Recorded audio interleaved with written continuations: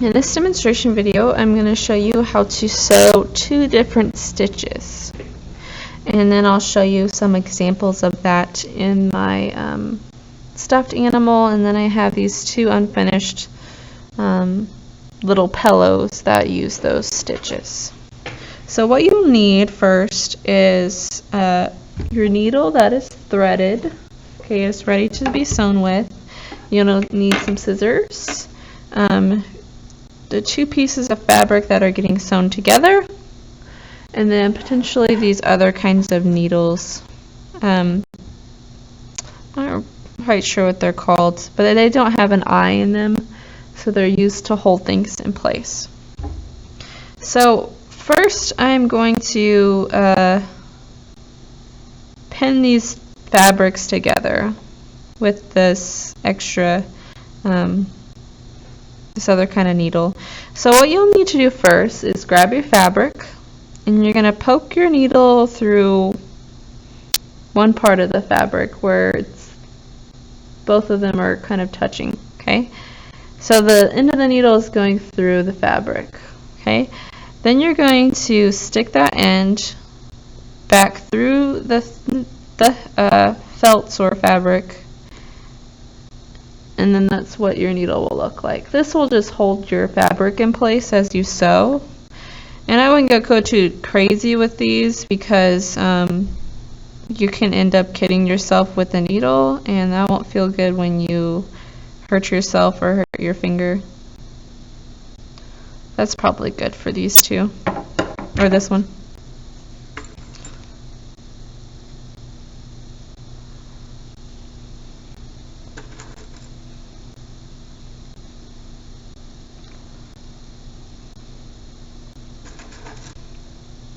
You don't have to use these pins. I just like to use them because I don't want to mess up.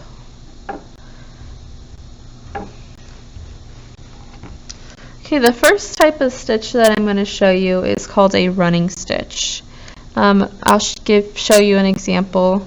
So on my little stuffed animal, what you can see right here on his mustache, on his overalls, are these little rectangles of thread.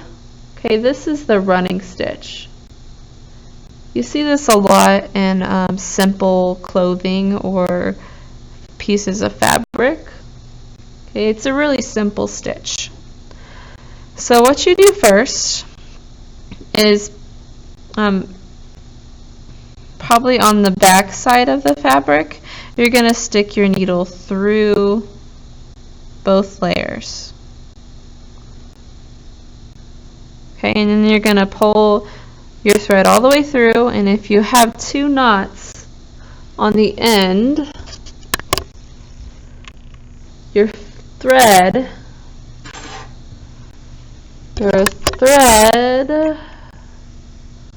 will not pull through your fabric. Okay? After you have your thread pulled through and go the opposite direction, pushing your needle through the fabric again. Okay?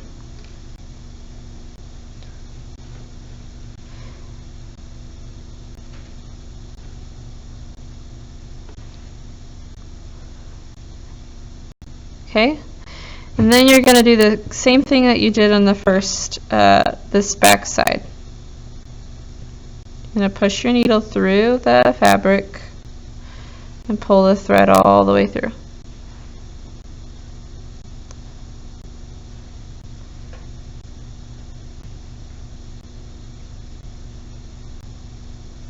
It doesn't matter how long your stitches are. That's like the length of this white part. If they're really long, it won't do anything. These stitches will not hold anything together. Okay? If they're really small, you could potentially just pull the thread all the way through the fabric. So maybe this length is a good size. This is about I don't know, a little under 1/4 of an inch. Just don't do a stitch like this long. I'll show you a really bad example. Don't do a stitch this long. Okay, that's not going to hold anything in place. I could stick my finger through that gap.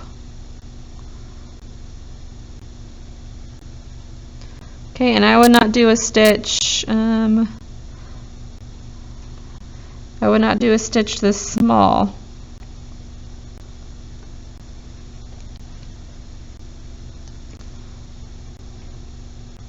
Okay, not this long, not that small. Okay, once you're finished sewing or you run out of thread, you're going to tie a knot. Hopefully you have your thread pulled through the back side of what you're sewing. Okay, so just like when we tied a knot onto the thread when we were putting it on the needle, you're going to make a loop and then you're going to put the ends through that loop. Okay, one way to make sure that the knot is really close to the fabric is to hold it down while you pull the thread. Okay, one is pretty good for this. You could try to do another one, but if your stitch is not really taut or pulled really tight, you probably won't rip the thread out. Okay, after you have it tied in a knot, you want to take your scissors and you want to cut the thread. Okay, make sure your tail is not really long, and you could go in and trim the first knot.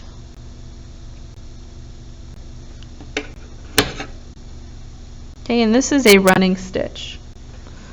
It looks like this guy right here once you are finished.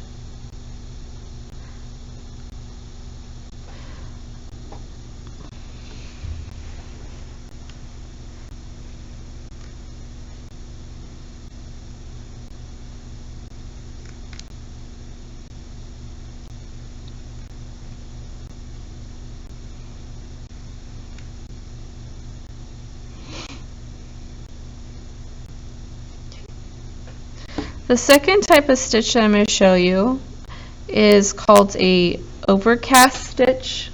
Okay. You might not use this if you're not comfortable with it, or if you don't like the way it looks. I would not use this. Usually you use this stitch on the edges of things.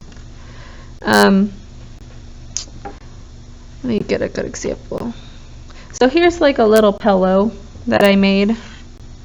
This stitch right here on the edge is an overcast stitch, and it's really not the best stitch in the world. There's some that I missed it. It's not the best stitch in the world on this. Okay, let me show you my stuffed animal. So if you look at it, it's right here on the top.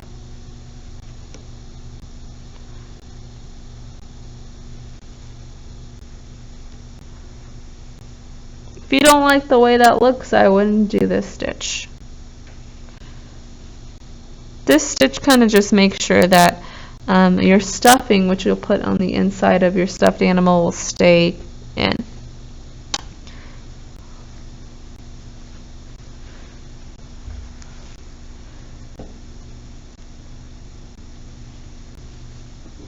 So what you need for this is you'll need your needle with thread, and it's ready for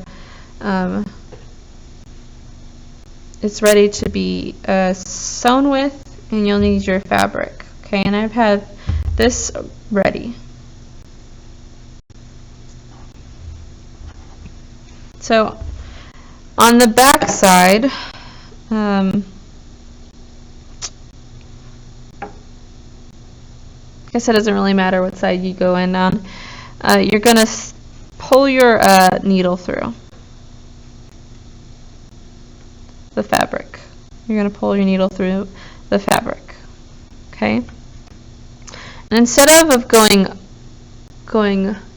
down and then up and then down and then up, on this one you're just going to go up the whole time.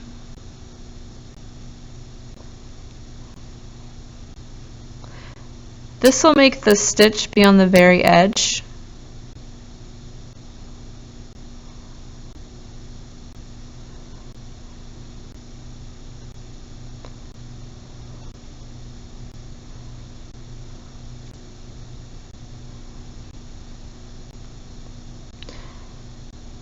So you're just going up the whole time, pushing your needle up through the fabric, pulling the thread tight. This is called an overcast stitch again.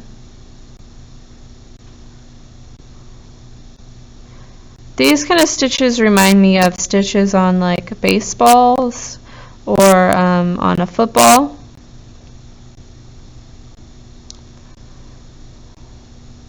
It helps ensure that stuffing will stay inside of your stuffed animal. Okay? Once you have finished, this is how I tie a knot. Okay? So I went up, but I have not pulled my thread all the way tight. Okay? I have a little loop. What I'm going to do is I'm going to stick my needle through that loop, and then I'm going to pull tight. So it kind of makes a little X. This just makes sure that this thread right here will stay. And then you're going to tie a knot like we've normally done. Okay, you're going to make a loop. And then you're going to stick the end through the loop.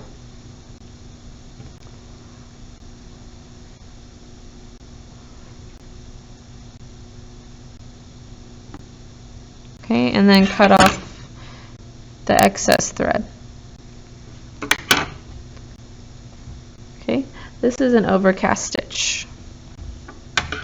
Another way to do your overcast stitch, which I can explain more in person, is you could turn your sculpture inside out. So if this is the outside of my sculpture and it has a button on this side and a button on this side, those are on the outside. When you sew, you'll have your two pieces of fabric touching each other. The fronts will be touching each other. It'll be inside out. Then you can do an overcast stitch on the very edge. And then once you're done, you're tying a knot, and then you're going to make sure there's an opening. And you're going to turn your stuffed animal right side out. Okay? Make sure this opening is big enough where you can stick your fingers through and you can pull everything out. Okay? So don't use like when I did my guy right here. I probably should have left my opening right here on the very top of his head, but I didn't. I did it on the very bottom where his feet are. Okay, because I did that, I had to do more work. Okay, and it was a pain pulling everything through his skinny little hips right here. Okay, so maybe pick the widest part of your sculpture. Maybe he has a big head. Maybe he has like one big foot on the bottom, and that'll be your opening to pull your sculpture or pull your fabric through. So this is what it will look like after you're done sewing your overcast stitch. Okay, and then you're going to turn everything inside out or right side out. In the next video, when I show you how to stuff sculptures, I'll show you why that's important. Okay? So this is what a running stitch looks like. This is what an overcast stitch looks like. Use the overcast stitch if you want to. It's not required. And if you like how that looks, hopefully you're successful at it. Okay? Good luck with your stitching.